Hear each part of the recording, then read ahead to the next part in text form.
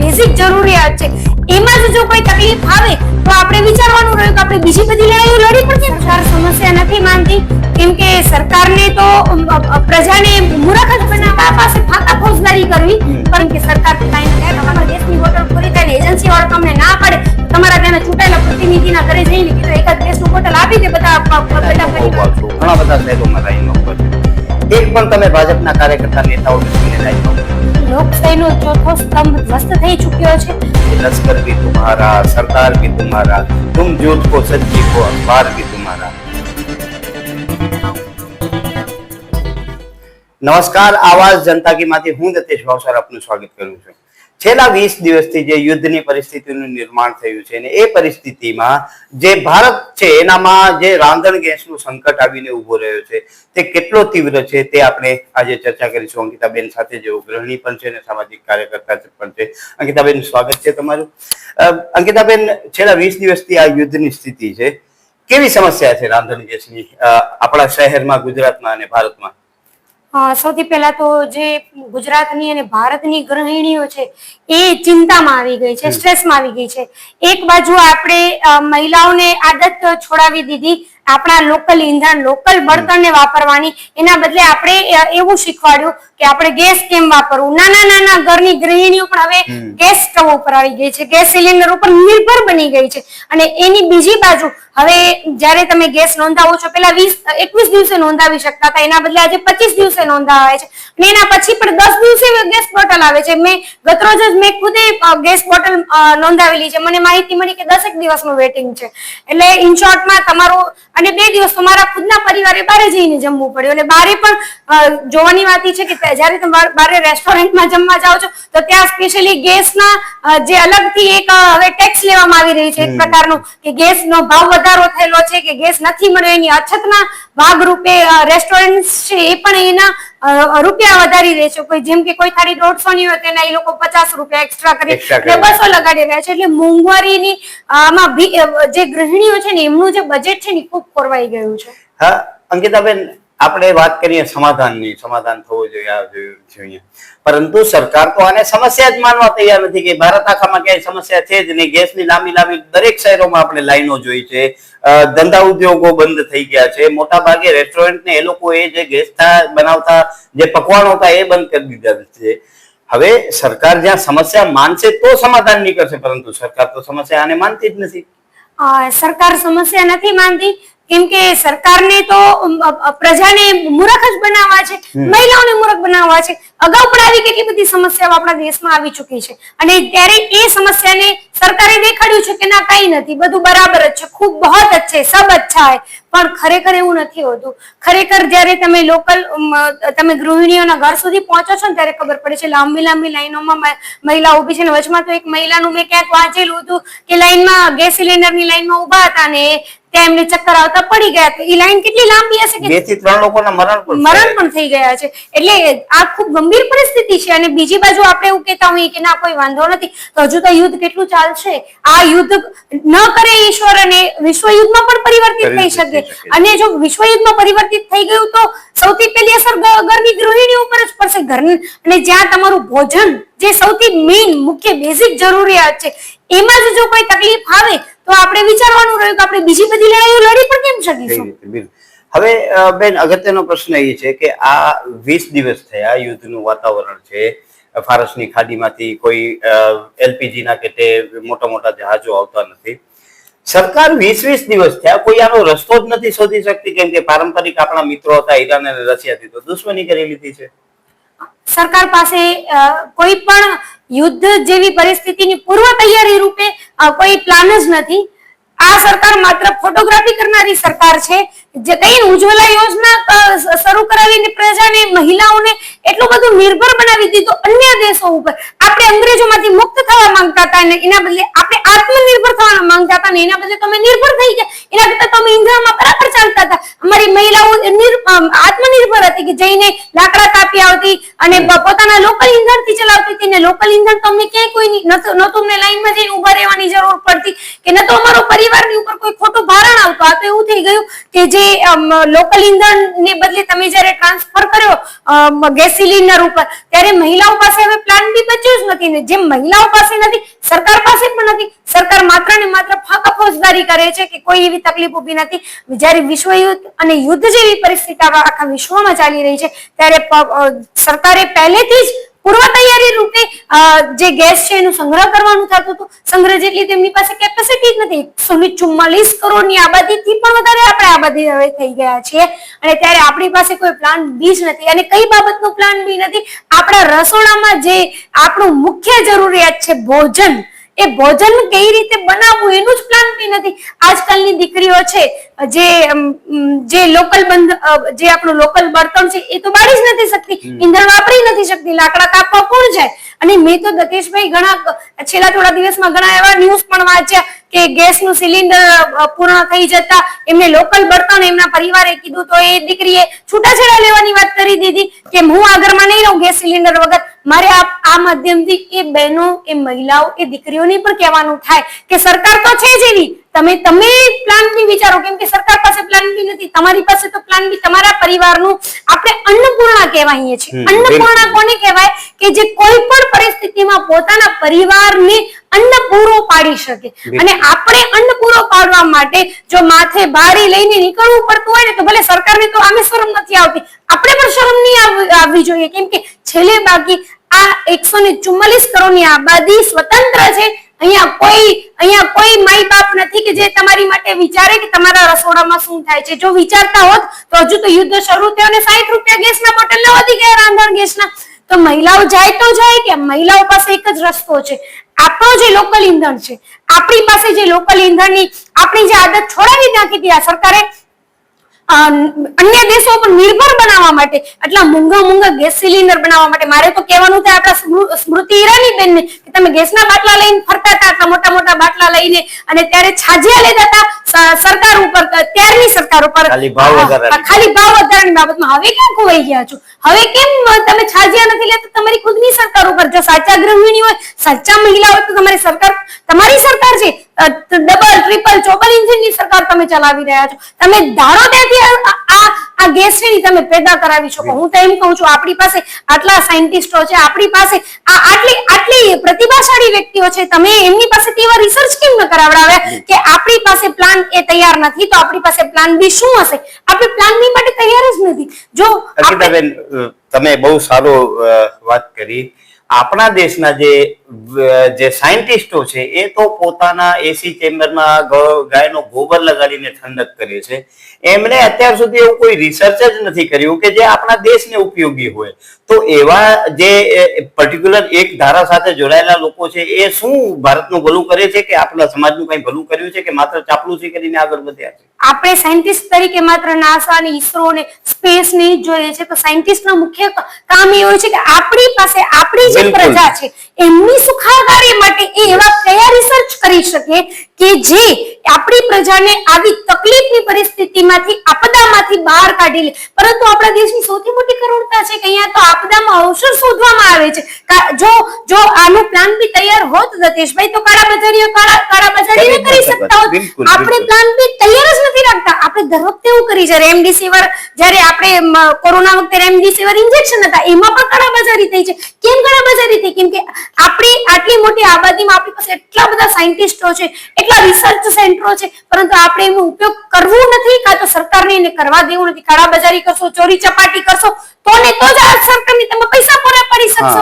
Main તો એ જ છે ને કે જે કાળાબજારીઓ છે કોણ? હમણાં થોડા દિવસ પહેલા જ અમારા આપણા કચ્છમાંથી ભારતીય જનતા પાર્ટીના કોઈ નેતાના ત્યાંથી 1 લાખથી માથેના ગેસ સિલિન્ડરના ઇલીગલી જમા કરેલા જે બોટલો છે એ મળી આવ્યા છે. તો ટૂંકમાં તમે કાળાબજારી આવું પણ છો.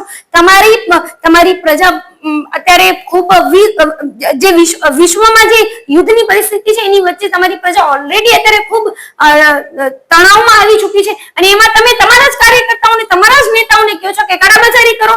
આ તો વિચારવાની વાત છે. આપણામાં અવસર ભાજપના કાર્યકર્તાઓ જ શોધે છે. 100%ની વાત છે.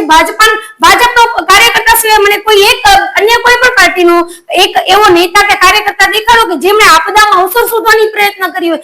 એ તો દર વખતે અન્ય લોકોને કઈ રીતે મદદરૂપ થઈ શકે, લોકોની માટે ક્યારે જઈને અવાજ બની શકે, એવા પ્રયત્નો કરતા હોય છે. જ્યારે કે ભારતીય જનતા પાર્ટીનો એક કાર્યકર્તા અને ભારતીય જનતા પાર્ટીનો એક નેતા આ બધામાં પણ અવસર શોધતો હોય છે.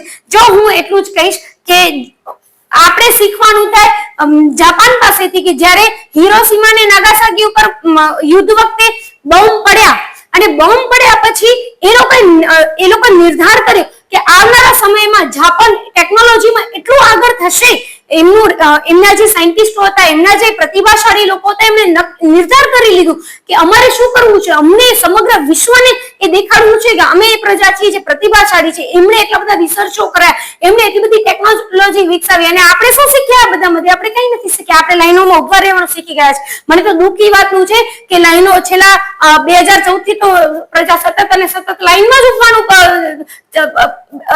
ઉભવાની એક આદત પડી ગઈ છે પ્રજાને. પહેલા તમે નોટબંધીની લાઈનમાં ઉભો, પછી તમે રેમડેસિવિરની લાઈનમાં ઉભો, હવે ગેસ સિલિન્ડરની લાઈનમાં ઉભો. ટૂંકમાં આપણે લાઈનમાં જ ઉભી રાખવાનું છે. લાઈનમાં ઉભી અને પાછું આપણે ઘર પણ ચલાવવાનું છે. આપણે મોંઘવારીની ભીસમાંથી આપણા પરિવારને બચાવવાનું હોય છે. આપણે એ માનસિક તણાવમાંથી નીકળી અને આપણા પરિવારને 2 ટાઈમનું ભોજન પણ કરાવવાનું છે. તો આનો રસ્તો શું? આનો રસ્તો એક જ છે. મેં થોડી વાર પહેલા કહ્યું એ પ્રમાણે ગૃહિણીઓએ આત્મનિર્ભર થવાની જરૂર છે. આ સરકાર ઉપરથી હાથ જ ઊંચા કરી લેવાની જરૂર છે. અને હા, જે તમને ગેસ સિલિન્ડર ન પહોંચાડી શકતી હોય જે સરકાર, તમારે એ સરકાર ઉપર પણ હવે ધ્યાન રાખવાની જરૂર છે કે તમને આત્મનિર્ભર બનાવવાની વાત કરીને તમને નિર્ભર કરી દીધા.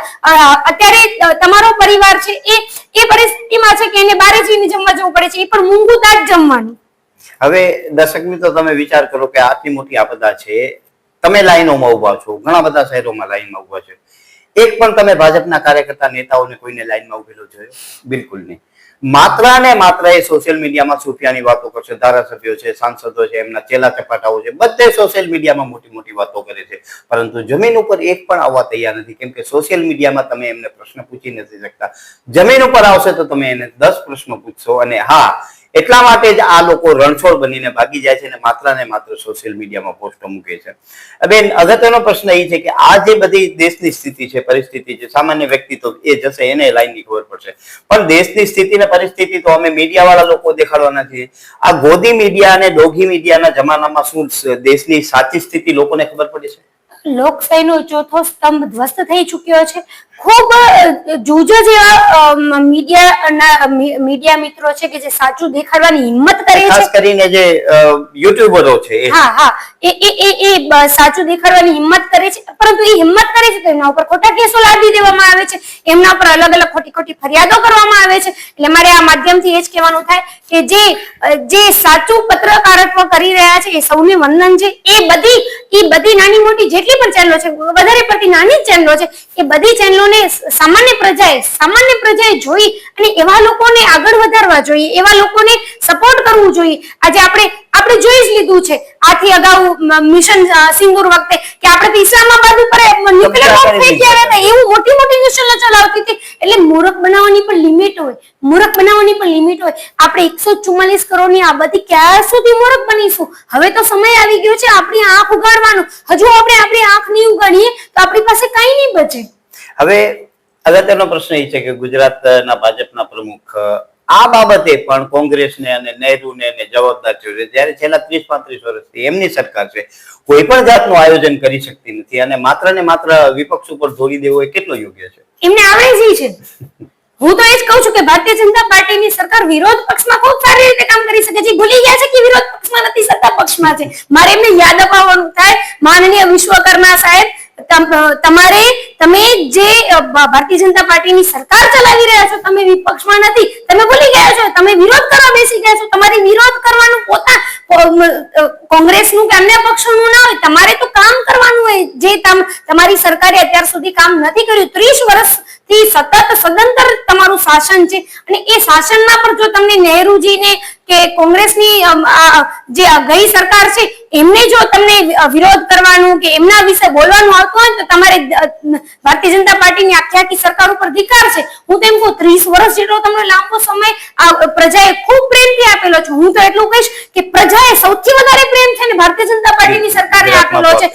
પરંતુ એ તમે એના ઉપર પાર કેમ તમે ન પાડી શક્યા? તમે પ્રજાની પ્રજાની જે આશા અપેક્ષાઓ હતી એના ઉપર કેમ તમે ઊણા ન ઉતર્યા? પ્રજા અત્યારે ભારતની પ્રજાએ સૌથી વધારે પ્રેમ, હું કહીશ કોઈ પણ પક્ષને મળ્યો હોય ને દતીશભાઈના સૌથી, હું મારું રિસર્ચ કરું છું, સૌથી વધારે પ્રેમ છે ને ભારતીય જનતા પાર્ટીને મળેલો છે. પરંતુ દુઃખની વાત એ છે કે ઈ પ્રેમનો આમણે સતત અને સતત ગેરફાયદો ઉપાડ્યો અને જે પ્રજાએ એમને માઈબાપ બનાવ્યા હતા એ જ પ્રજાને એમણે અત્યારે ફટેહાલ કરી દીધા છે. એ જ પ્રજાને અત્યારે સતત અને સતત લાઈનોમાં ઉભતા અને સતત મોંઘવારીની અને બેરોજગારીની ભીસમાં પોતાનું ખાલી ઘરનું રસોડું કેમ ચલાવવું દતેશભાઈ, આટલી બેઝિક વસ્તુ માટે પણ હવે આપણે વલખા મારી રહ્યા છીએ. બેન, વાત તો વિશ્વગુરુ બનવાની હતી, પરંતુ આત્મનિર્ભર ભારતને બદલે આ તો બીજા દેશો ઉપર નિર્ભર બની ગયું ભારત. એટલે વિશ્વગુરુ એ ખાલી આપણે સોશિયલ મીડિયા ઉપર જ વાંચવાનું થાય છે, જે આઈટી સેલ ચલાવે છે. બાકી પૂરો વિશ્વ જો આપણને વિશ્વગુરુ માનવા તૈયાર હોત કે આપણે એવા કોઈ કામ કે કર્મો કર્યા હોત તો આપણે એટલે સામાન્ય ગૃહિણીના એક ગેસ સિલિન્ડર માટે વલખા ન મારવા પડતા હોત. વિશ્વગુરુ કોને કહેવાય કે જેની પાસે સોયથી કરીને એરોપ્લેન અને સ્પેસ સુધીની દરેક ટેકનોલોજી એની ખુદની હોય. એમાંથી એક પણ વસ્તુ તમે એક બાજુ ચાઇનીઝ દોરીઓને ત્યાંથી બેન કરો, બરાબર, અને બીજી બાજુ આપણે નિર્ભર તો બધી વસ્તુ માટે આ બધા ઉપર જ થઈ ગયા છે. અને આ નિર્ભર કરનારું કોણ છે ખબર છે? એ આ સરકાર છે. ઇનડાયરેક્ટલી આ સરકાર આપણને વિદેશી વસ્તુઓ ઉપર નિર્ભર કરી રહી છે અને એમની પાસે એનો પ્લાન બી તો છે જ નહીં. જો પ્લાન બી હોત તો અત્યારે હું તો એટલું જ કહીશ કે 144 કરોડની આબાદીમાં કેટલા વિરલા સાયન્ટિસ્ટો ના થઈ ગયા કે જેમણે કેવા ગેસ, અત્યારે આપણી પાસે ગોબર છે, કેમ આપણે ગેસના બોટલ એવા નથી બનાવી શકતા કે જે આપણી પાસે લોકલ આત્મનિર્ભર ભારતની અંતર્ગત? આત્મનિર્ભર ભારતનો તો ઉત્કૃષ્ટ ઉદાહરણ આપણા નરેન્દ્ર મોદી આપ્યો હતો કે નાલા ઉપર ઊંધો વાસણ મૂકો, નલી લગાવો ને ગેસમાં લગાવો. તો એ માટે પણ શું થયું છે? માત્ર વાતો કરવીને આ જનતાને બેવકૂફ બનાવવું, બસ જનતા પાસે ફાકા ફોજદારી કરવી. પરંતુ મારે અહીંયાથી આ જે નરેન્દ્રભાઈ મોદીએ જે ટેકનોલોજી આપી હતી ને એ તો નરેન્દ્રભાઈ પાસેથી શીખવાની છે. અને મારે સાયન્ટિસ્ટોને કહેવાનું છે કે તમે કાં તો નરેન્દ્રભાઈ પાસેથી આ ટેકનોલોજી શીખી લો, કેમ કે આપણા દેશને હવે આવી ટેકનોલોજી ખરેખર જરૂર પડી ગઈ છે. અને કાં તો આપણો જે વૈજ્ઞાનિક ધર્મ છે, જે દેશે આપણને બનાવ્યો છે, એ વૈજ્ઞાનિકોએ હવે અહીંયાથી એવા ગેસો ભારતની 144 કરોડની આબાદીને આત્મનિર્ભર કઈ રીતે બનાવી શકે લોકલ ઈંધણોથી, એવી કઈ ટેકનોલોજી, એવી કઈ વસ્તુઓથી આપણે ભારતની પ્રજાને ભારતનું ગેસ આપી શકીએ. આપણે બહારના કોઈના ગેસની જરૂર નથી. આપણે આયાત શું કામ કરી, આપણે નિકાસ કરી.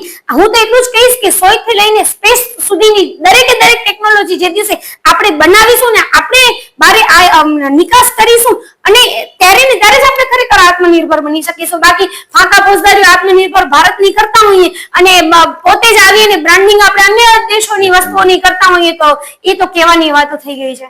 દર્શક મિત્રો, તમને એક વાત કહી દઉં કે આજે અમુક વર્ષો અગાઉ ભારત ઈરાનથી અને રશિયાથી જે તેલ અને ગેસ આયાત કરતો હતો, એનામાં ઈરાન આપણે જે તેલ અને ગેસ આપતો હતો એ ભારતમાં પહોંચાડી દેતો હતો, એટલે ટ્રાન્સપોર્ટેશનનો આપણે ખર્ચ નહોતો લાગતો. વધારામાં એનો જે ઇન્સ્યોરન્સ હોય, ઇન્સ્યોરન્સ પર ઈરાન પોતે બેર કરતો હતો, આપણે એનો પણ ખર્ચ નહોતો લાગતો. અને માર્કેટ ભાવથી 12% નીચે, એટલે જે ડિસ્કાઉન્ટ રેટમાં એ આપણે આ બધી વસ્તુ પૂરી પાડતો હતો.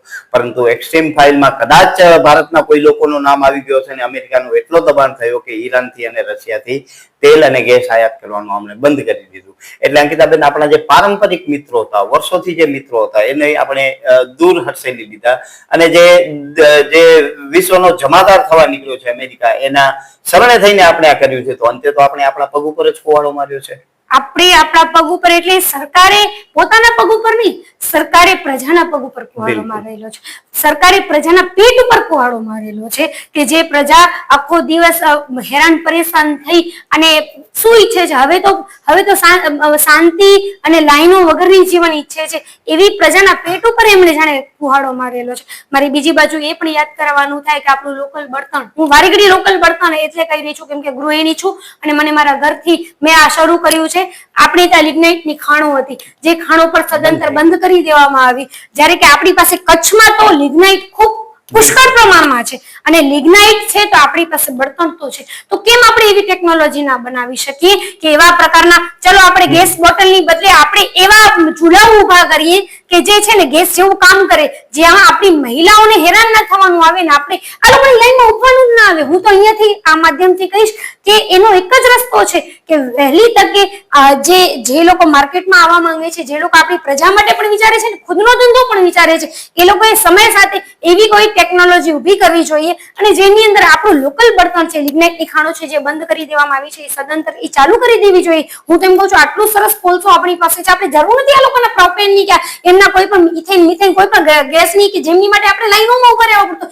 લાઈનોમાં ઉભાનો બીજો મતલબ ગતેશભાઈ એ છે માનસિક રીતે તોડવું પ્રજાને, ગુલામી. તમે સતત લાઈનમાં ઉભા રહો એટલે તમે સવાલ ના પૂછો આ સરકારને કે તમે આવું કેમ કર્યું. હું એમ કહું છું કે હું સવાલ નહીં પૂછું, એના કરતા હું સવાલ પૂછીશ, હું લાઈનમાં ઉભી નહીં રહું, હું રસ્તો શોધીશ કે આ સરકારની સામે આપણે પગ ભરાવીને સવાલ કેમ પૂછી શકીએ. કેમ કે હવેનો સમય છે ને એ પ્રકારનું છે, કાં તો તમે ગુલામી સ્વીકારી લો, પેલા અંગ્રેજોની સ્વીકારી હતી ને હવે કાળા અંગ્રેજોની સ્વીકારી લો, અને કાં તો એમની સામે તમે વિરોધમાં ઉભા રહો તો વિરોધમાં ક્યારે ઉભા રહી શકશો જ્યારે તમે એમની સામેનો પ્લાન બી તૈયાર રાખ્યો છે. અને મારી પાસે તો ભારતીય દીકરી તરીકે પ્લાન બી તૈયાર છે. આ સરકાર ઉપર મેં આશા જ મૂકી દીધી છે. મને લાગે છે ગુજરાતની અને ભારતની દરેક મહિલાઓ આવનારા અમુક સમયમાં આશા મૂકી જ દેશે. તો જો ત્યારે જ આશા મૂકવાની હોય તો અત્યારથી જ આપણે તૈયાર થઈ જઈએ. યુદ્ધ જેવી પરિસ્થિતિમાં આપણે સુસજ્જ થઈએ, કેમ કે ભૂખ્યો રહે છે આપણો પરિવાર ત્યારે કોઈ માનનીય નરેન્દ્રભાઈ મોદી આવતા નથી કે તમારો પરિવાર ભૂખ્યો છે ને ચાલો અમે તમને જમાડી દઈએ. કોઈ નથી જમાડતું.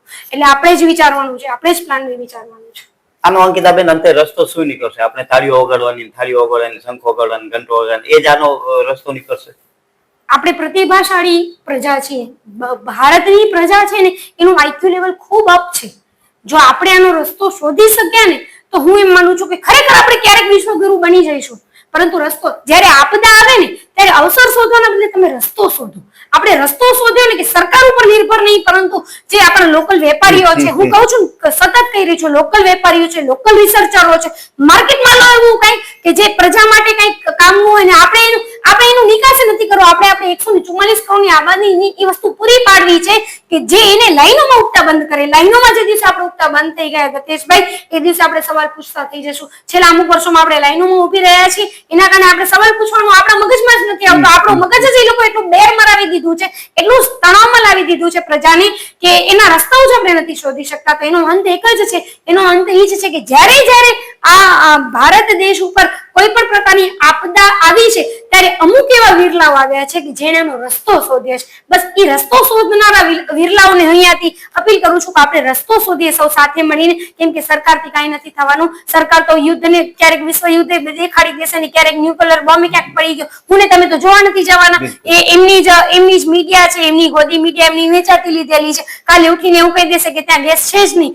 કાલે ઉઠીને એમ કહી દેશે કે આપણા સુધી આવી શકે એમ છે ને આપણે ક્યાં જઈને જોવાના છે? આપણે તો ટીવી ઉપર જે દેખાડે છે એ માની લેવાનું છે. તો એ માનવું છે, એ માની પણ આપણું પેટ એ નથી માનતું ને, ભૂખ લાગે છે ત્યારે એમ નથી માનતું કે ભાઈ નરેન્દ્રભાઈ મોદીએ એવું કીધું હતું કે ત્યાં આવે ત્યાંથી અહીંયા ગેસ નહીં આવી શકે તો ખાજે નહીં. આપણે ઉપવાસ તો નહીં કરી શકીએ, એટલે આપણે રસ્તો જ શોધવો પડશે. આનો અંત જ રસ્તો આપણે શોધવો છે. પ્રજાએ ખરેખર હવે આત્મનિર્ભર થવાનું છે ને આત્મનિર્ભર ચૂંટણી વખતે તો ખાસ થવાનું છે કે જ્યારે મત આપવા જાવ ને ત્યારે યાદ કરજો કે કેટલી વાર લાઈનમાં ઉભા, અને જ્યારે એ બટન દબાવવાનું મન થાય ને એ જે કમળ વાળું, ત્યારે ખાસ વિચારજો કે જ્યારે તમને જરૂર પડી છે ત્યારે આ બધા લોકો ક્યાં હતા. અને જો ખરેખર તમને હજી મન થતું હોય તો જ્યારે તમારા ગેસની બોટલ પૂરી થાય ને એજન્સી વાળો તમને ના પાડે તો તમારા ત્યાંના ચૂંટાયેલા પ્રતિનિધિના ઘરે જઈને કે જો એકાદ ગેસનું બોટલ આપી દે બધા પરિવારને તો થઈ રહે.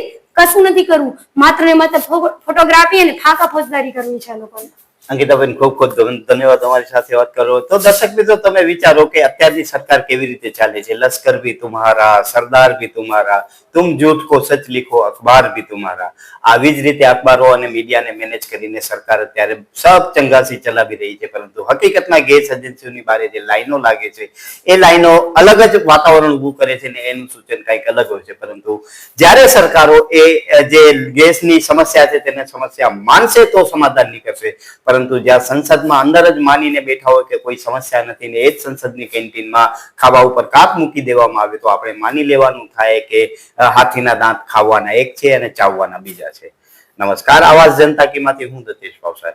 તમને અમારી સ્ટોરી સારી લાગે તો લાઈક કરો, સારી ના લાગે તો અમને સૂચન આપો, પરંતુ સબસ્ક્રાઇબ કરજો જરૂર. નમસ્કાર.